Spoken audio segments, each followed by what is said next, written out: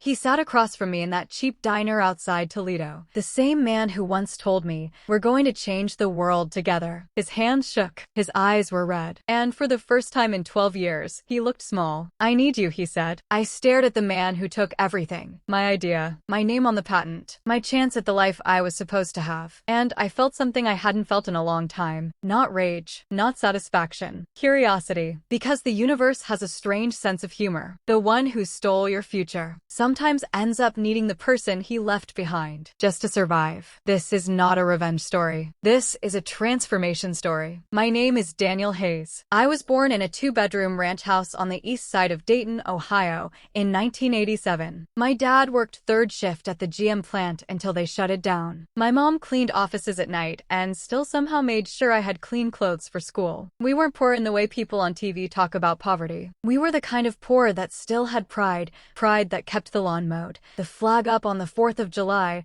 and the belief that if you worked hard enough, America would eventually notice you. I believed that harder than most. I was the kid who took apart radios just to see how the magnets worked. By 16, I was building small circuit boards in the garage. By 20, I had a scholarship to Ohio State for electrical engineering. By 24, I had a prototype sitting on a folding table in a borrowed warehouse in Columbus, an energy monitoring system that could cut commercial building power waste by nearly 40%. I called it GridMind. I was proud of that name. I was proud of the late nights. I was proud of the way the lights on the board blinked in sequence when it worked. Then I met Marcus Cole. Marcus was 32, already had 2 exits under his belt, and spoke like every sentence had been practiced in front of a mirror. He wore a navy blazer that cost more than my car and smiled with the kind of confidence that made you want to believe him. We met at a startup mixer in Cleveland. He listened to me talk about GridMind for 20 minutes without looking at his phone once. When I finished, he said the words every inventor wants to hear. "This is bigger than you realize. Let me help you scale it." I should have walked away. I didn't. Within 3 months, we had a term sheet. Marcus brought in the money. I brought the code, the hardware, the sleepless nights. We incorporated as GridMind Systems. I owned 40%. Marcus owned 40. The remaining 20 sat with 2 angel investors who barely spoke. For a while it felt like the American dream was finally paying attention. We moved the office to a proper space in the short north. We hired 6 people. We landed a pilot with a hospital network in Cincinnati. The numbers looked good. Investors started calling. Marcus handled the calls. I stayed in the lab. That was my first mistake. The second came in the form of a patent filing. Marcus said it was cleaner if the company filed everything under one name. He said it protected us. He said the lawyers recommended it. I signed the documents because I trusted him. I signed because I was exhausted and still believed that the guy who sat across from me at midnight eating cold pizza actually cared about the work. 18 months later, the company raised $22 million.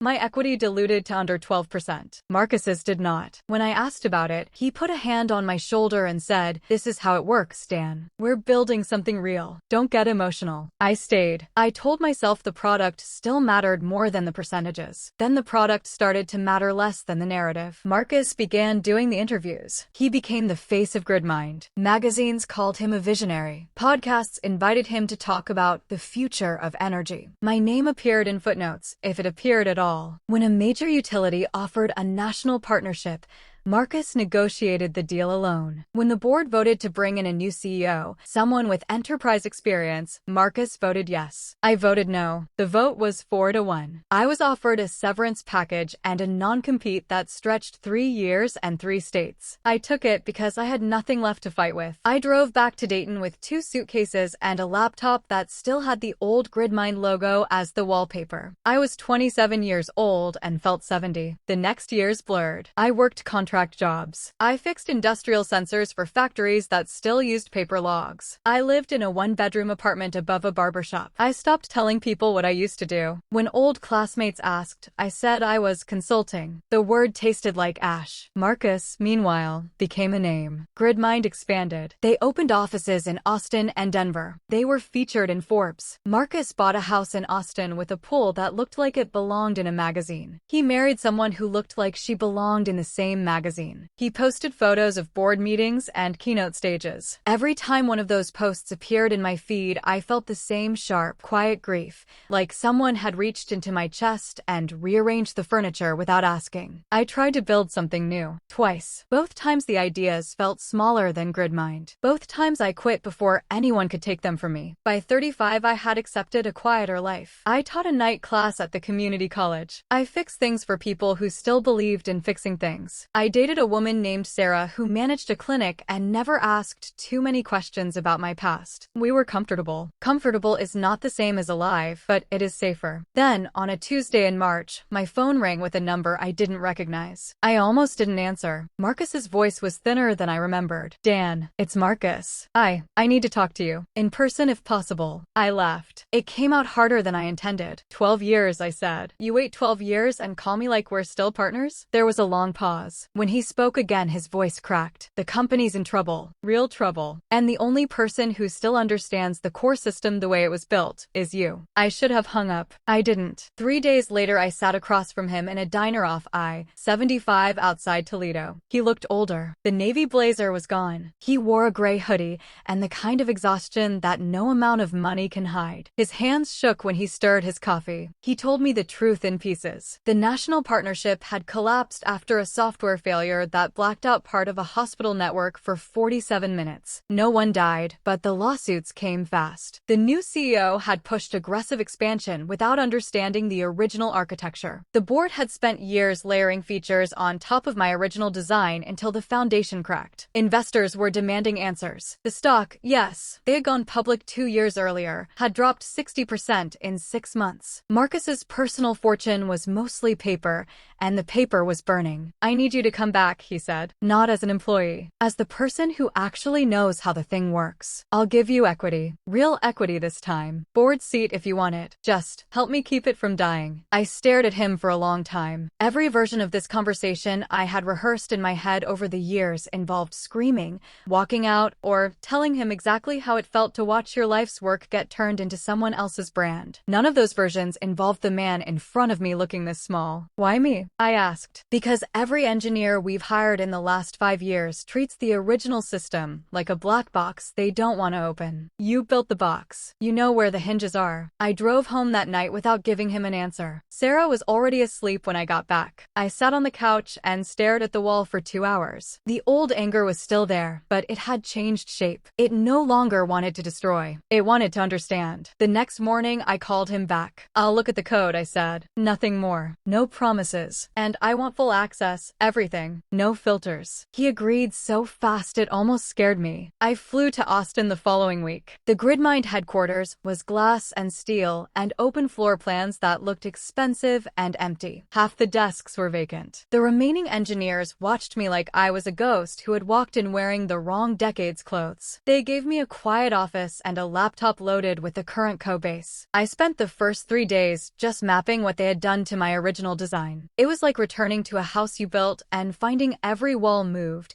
every door reversed, and a second story added that didn't match the foundation. The core was still there, buried under years of rushed features and political compromises. The elegant parts, the parts one had stayed up until 3 a.m. perfecting, had been treated like legacy code no one wanted to touch. I worked 16-hour days. I slept in a hotel that smelled like cleaning solution. I ate from the same 3 restaurants because I didn't have the energy to find new ones. Marcus checked in every evening. He never asked about the past. He only asked if I was finding the problems. I was. There were 3 critical failure points. 2 of them were architectural decisions made after I left. The third was a dependency chain that had grown so tangled that a single sensor failure could cascade across an entire building network. I documented everything. I wrote a plan. I presented it to the remaining technical leads. They looked relieved. Some of them looked angry, not at me, but at the years of ignoring the foundation. Marcus sat in the back of the room and said almost nothing. When the meeting ended, he walked me to the elevator. You can fix it, he said. It wasn't a question. I can stabilize it, I answered. Fixing it completely would take a year and a different culture. He nodded like a man who already knew the difference. That night I called Sarah and told her I was staying another 2 weeks. She was quiet for a moment, then said,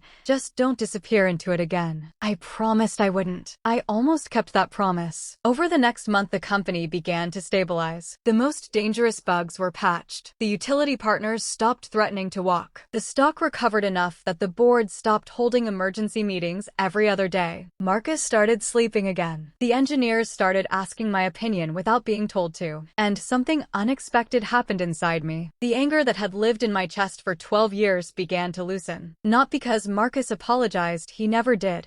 Not fully. Not because I got my equity back, although the new agreement gave me a meaningful stake and a real board seat. It loosened because I was building again. The work itself was the thing that had always mattered most, and for the first time since I left, the work was mine again. I started staying later, not because I had to, but because the problems were interesting. I rewrote entire modules the way I had originally intended them. I mentored 2 younger engineers who reminded me of myself at 24, hungry, careful, still believing the code could be honest. Marcus watched from a distance. One evening, he came into my office with 2 coffees and sat down without asking. I used to think the hard part was getting the money, he said. Turns out the hard part was keeping the soul of the thing alive while we scaled it. I didn't answer right away. You didn't keep it alive, I said finally. You almost killed it. He looked at the floor. I know. That was the closest he ever came to an apology. It was enough. 6 months later, GridMind was no longer in freefall. The board offered me the role of Chief Technology Officer with real authority. I took it on the condition that the engineering culture change, slower releases, more testing, less theater. Marcus supported the condition publicly. Privately, he told me he had learned that vision without foundation is just a story people tell until the story collapses. I moved to Austin. Sarah came with me after a long conversation about what we both wanted. We found a small house with a yard that needed work. I started teaching a weekend class at a local makerspace for kids who reminded me of the boy in Dayton who took radios apart. The company grew again, slower this time, more carefully. We didn't make the covers of magazines as often. We made systems that stayed online when hospitals needed them. Marcus and I never became friends the way we once pretended to be. We became something more useful. 2 people who had survived the same fire and decided not to set another one. On the first anniversary of the day I walked back into the building, he sent me a short email. Subject: the box. You built the hinges. I almost broke the door. Thank you for not walking away when you had every right to. I didn't reply. I didn't need to. Some transformations don't require speeches. They require showing up when the person who once took everything from you finally understands what everything actually meant. I used to think the future was something you either kept or lost. I was wrong. The future is something you rebuild. Sometimes with the same hands that once tried to take it, and sometimes with the hands that learned how to open the box again. After years of being told it was locked forever, my name is Daniel Hayes. I still live in a country that believes hard work should matter. Some days it does. Some days it doesn't. But on the days it does, it is because someone refused to let the story end the way the first chapter suggested it would. That is the only history that ever transformed me. If this story stayed with you, subscribe to Transformation History. We tell the long versions, the ones where the person who lost everything eventually becomes the person who decides what everything is worth. New narratives every week. No shortcuts. No manufactured drama. Just the truth of how people change when the past finally knocks on the door and asks for help.